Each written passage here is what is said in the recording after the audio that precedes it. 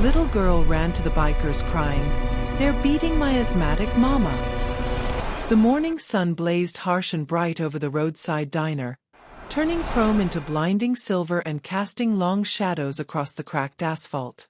The air hung thick with the smell of diesel, coffee, and worn leather. Around a cluster of Harley-Davidsons, a group of bikers stood in easy conversation, their muscular frames draped in dark vests, arms covered in ink that told stories most people would never ask to hear. They were the kind of men that made families grab their children a little closer, the kind that made waitresses pour coffee with shaking hands. But this morning, they were just men drinking bad coffee and sharing quiet laughs about the long road behind them.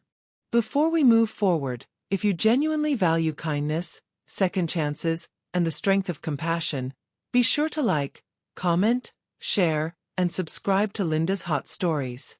Also, let us know in the comments where you're tuning in from today. What country or city are you watching from? Jax Reynolds stood among them, broader than most, his tattooed shoulders catching the light as he leaned against his bike. His presence commanded the space without effort. Years of riding had carved lines into his face, but his eyes still held something sharp, something watchful. He'd learned long ago that the world judged the patches on your back before they ever looked at what beat beneath them.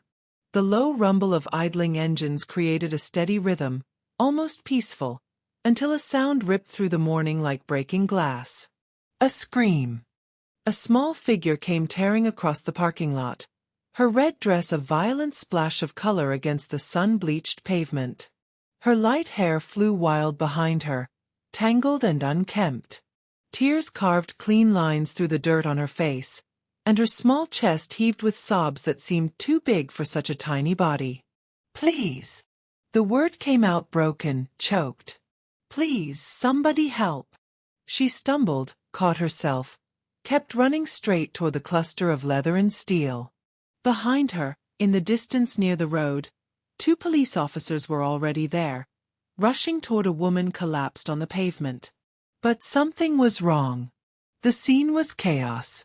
The situation was escalating. Whatever was happening, the cops weren't enough. The bikers froze. Truckers at the gas pumps turned to look.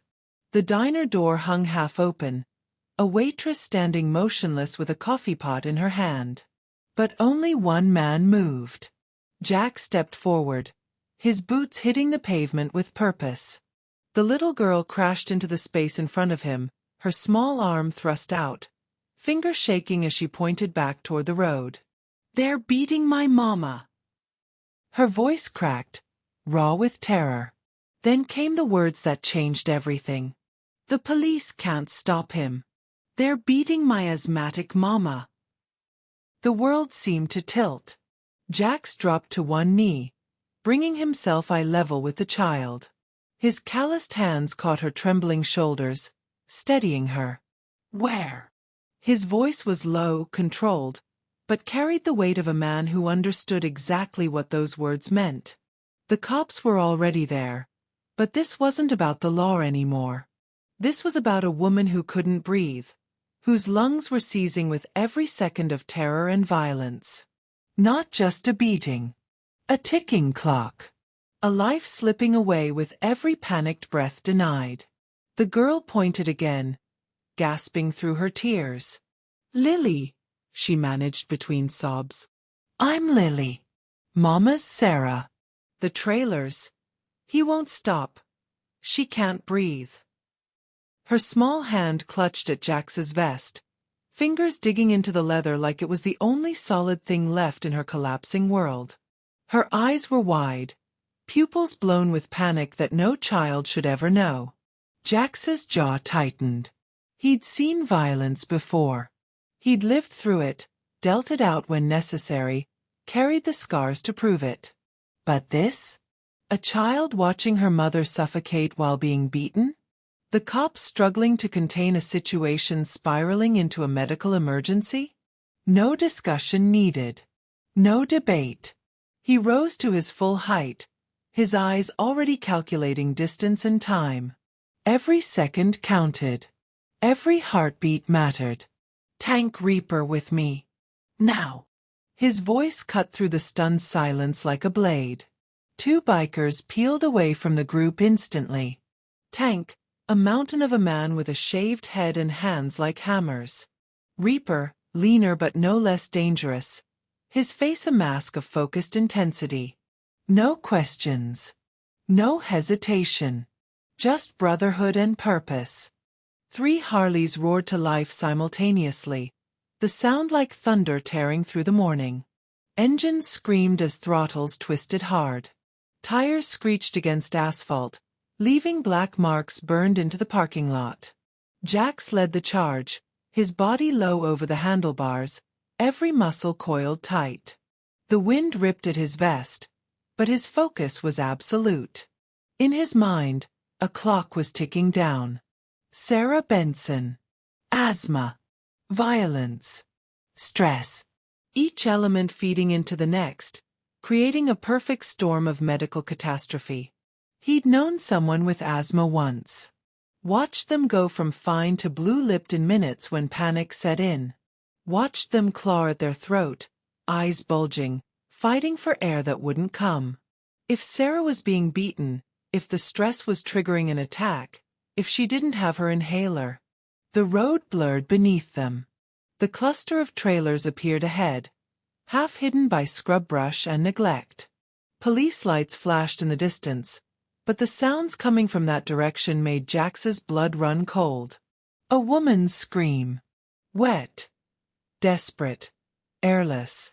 The sound of someone drowning on dry land. Tank and Reaper flanked him as they roared into the trailer park, engines cutting through the chaos like war drums. People scattered. A window curtain twitched. Someone shouted. But Jax only had eyes for one thing. The silver trailer where two police officers were locked in a struggle with a massive wild-eyed man, and behind them, a woman on the ground, clutching her chest, her lips tinged blue. Sarah Benson. And she was dying. Back at the diner, the world had gone eerily quiet. The remaining bikers stood in a loose circle, their easy morning shattered. One of them, a grizzled rider named Crow with silver in his beard, had caught Lily before she collapsed, her legs finally giving out from the adrenaline and fear. He'd carried her inside, wrapped her in his leather jacket that swallowed her whole, and sat her by the window. The jacket smelled like road dust and oil, but it was warm, and it was solid, and Lily gripped it like a lifeline. "Your mama's gonna be okay," Crow said quietly, though his eyes kept flicking to the road. "Jax doesn't lose. Not when it matters." Lily's face was pressed against the glass, her breath fogging the window in rapid little bursts. Her hands were still shaking. In the distance, barely visible, red tail lights had disappeared down the two-lane road. The waitress brought hot chocolate. The diner owner stood behind the counter, arms crossed, watching. Truckers who'd been pumping gas now stood in the parking lot, phones out, uncertain whether to call someone or just bear witness. Everyone was waiting. Minutes crawled by like hours. Then, faintly carried on the morning breeze, came the sound they'd all been dreading and hoping for simultaneously. Angry shouting, a woman's cry cut short, the roar of engines cutting through violence like surgical steel. Crow's hand tightened on Lily's shoulder. They found her. A single tear rolled down Lily's cheek, but she didn't look away from the window. She was waiting for her mama. Waiting to see if the rough men with the loud bikes and scary tattoos could do what the police couldn't. Waiting to see if heroes really did exist. Jax hit the ground before his bike fully stopped, boots slamming into the dirt with purpose. Tank and Reaper were right behind him, fanning out instinctively. The scene before them was worse than he'd imagined. Two police officers, one male and one female, were trying to restrain a man who looked more beast than human. His face was twisted with rage and alcohol, his eyes unfocused but his strength terrifying. He'd already broken free once. The male officer's lip was split, the female officer's radio shattered on the ground. And behind them, ignored in the chaos, Sarah Benson sat slumped against the trailer, her dark hair plastered to her face with sweat. Her hands clutched at her chest, fingers digging into her shirt. Her mouth was open, gasping, but no air seemed to be reaching her lungs. Her lips were turning from pink to purple to blue. The wheeze coming from her chest was like a dying engine, high-pitched and desperate.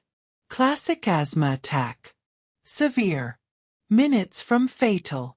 Jax's eyes met the female officer's. She was young, maybe mid-20s, and the relief that flooded her face when she saw the bikers told him everything he needed to know. They were losing. The ex-boyfriend was too strong, too violent, too far gone. And Sarah was suffocating while they fought. Inhaler. Jax barked at Sarah, already moving toward her. She shook her head weakly, unable to speak. Tears streamed down her bruised face. Her chest barely moved. The attack was too far advanced. The ex-boyfriend chose that moment to break free again, spinning with a roar towards Sarah.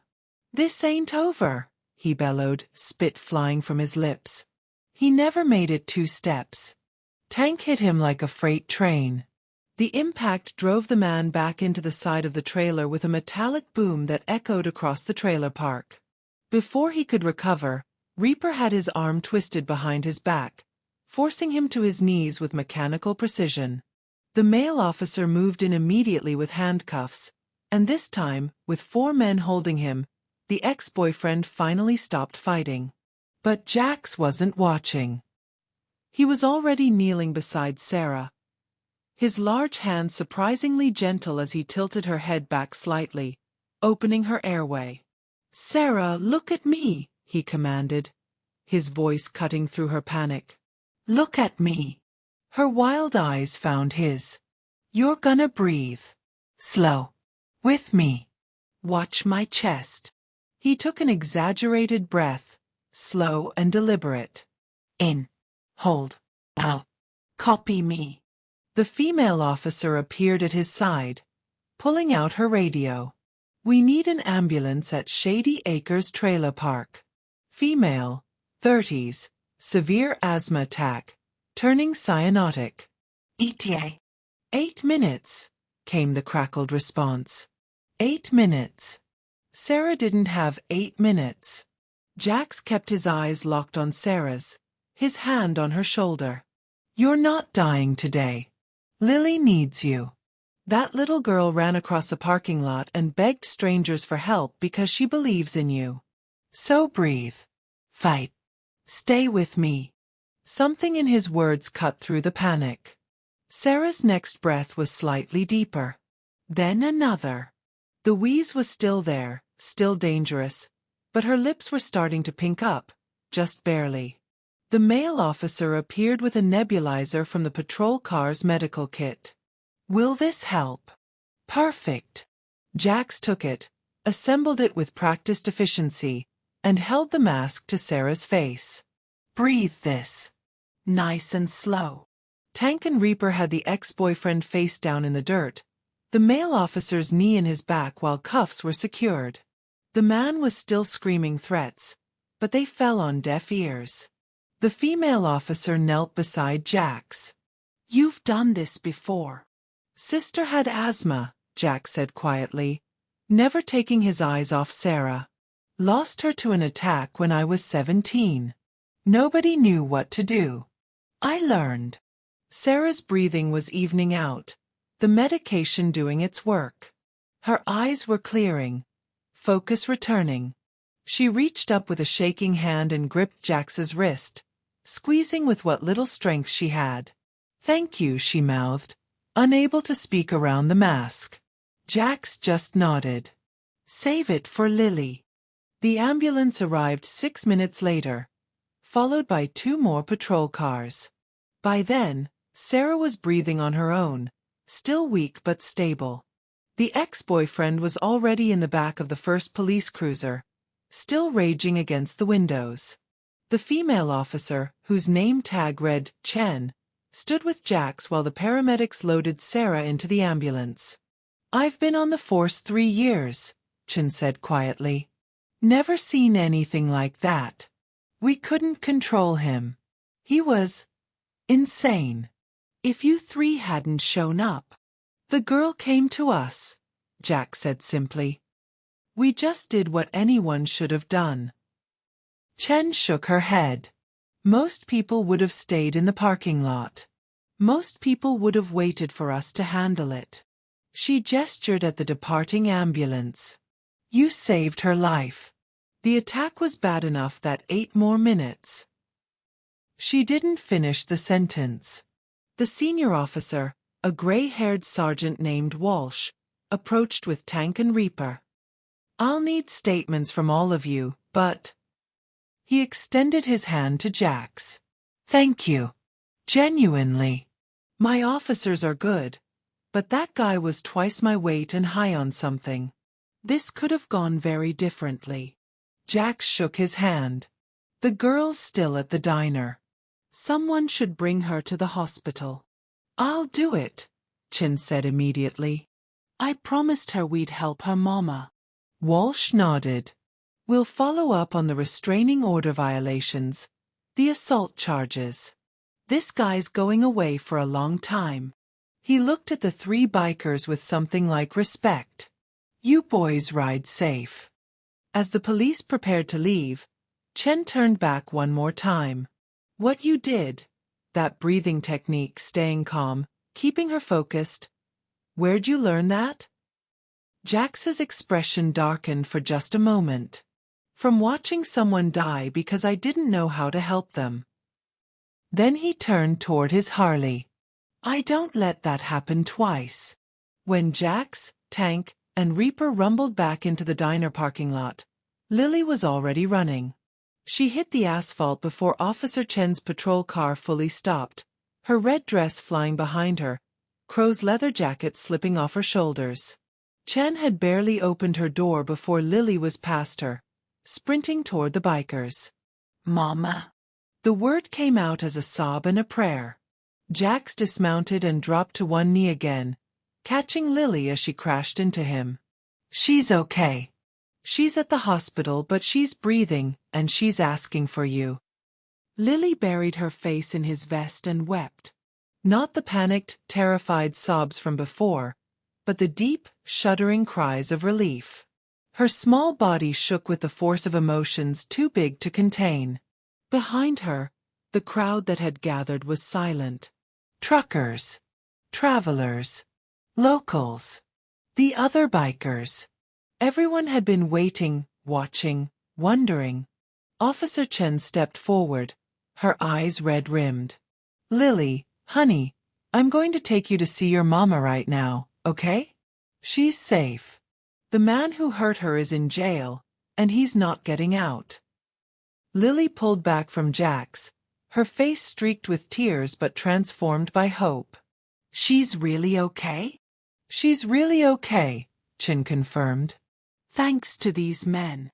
The diner owner, a weathered woman named Ruth who'd seen everything in 40 years behind the counter, came out with a tray. Coffee for the bikers. Hot chocolate for Lily. Blankets appeared from somewhere, though nobody needed them in the harsh morning sun. It was the gesture that mattered. One of the truckers, a big man with a Peterbilt cap, approached Jax. I was standing right there when the kid ran past me, he said quietly, shame thick in his voice. I didn't move. I just stood there. Jax looked at him without judgment. Fear makes people freeze. It's human. But now you know you can move. Next time you will. Ruth pressed a cup of coffee into Jax's hand. Breakfast is on the house. For all of you. For as long as you want to stay. Tank grinned for the first time that morning. Ma'am, that's mighty generous, but we'll pay. What we did wasn't about getting free. I know what it was about, Ruth interrupted gently. But sometimes people need to say thank you. Let us say thank you.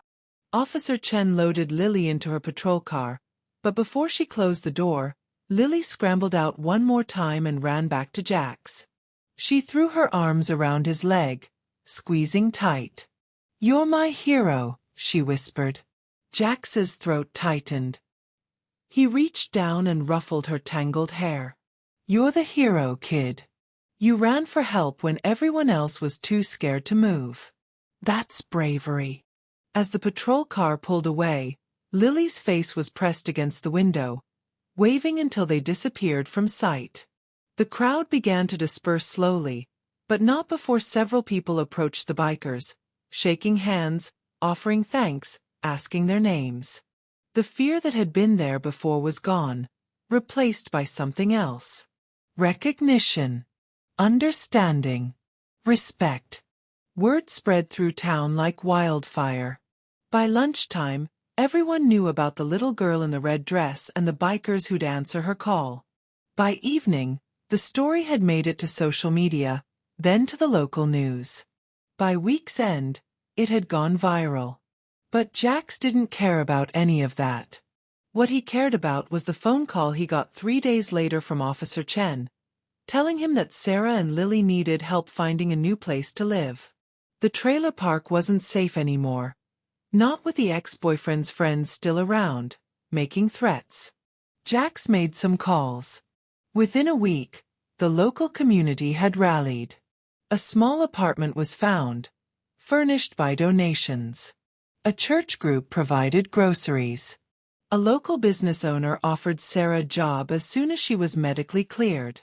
And every Sunday morning, like clockwork, 3 Harleys would appear in the parking lot of that apartment complex.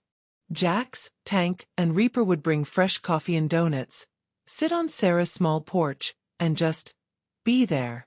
They never talked about what happened. Never asked for thanks. They just showed up, a quiet promise that someone was watching, someone was ready, someone cared. Lily would run out in whatever dress she was wearing that day, always bright colors now, and climb up on Jax's bike to sit and talk while he drank his coffee. She told him about school, about the drawing she was making, about how her mama was breathing better now that the doctor had given her new medication and they weren't living in fear anymore. 3 months after that terrible morning, on the first warm day of spring, Lily appeared on the porch with a piece of paper clutched in her hands. "I made you something," she said shyly. Jax set down his coffee and took the drawing. It was in crayon, bright and bold. A row of motorcycles. A little girl in red. A big man kneeling down, one hand on her shoulder. And in the background, a woman standing up, breathing, alive. At the top in careful letters, Lily had written, "My hero Jax." Jax stared at it for a long moment, something hot and tight building in his chest.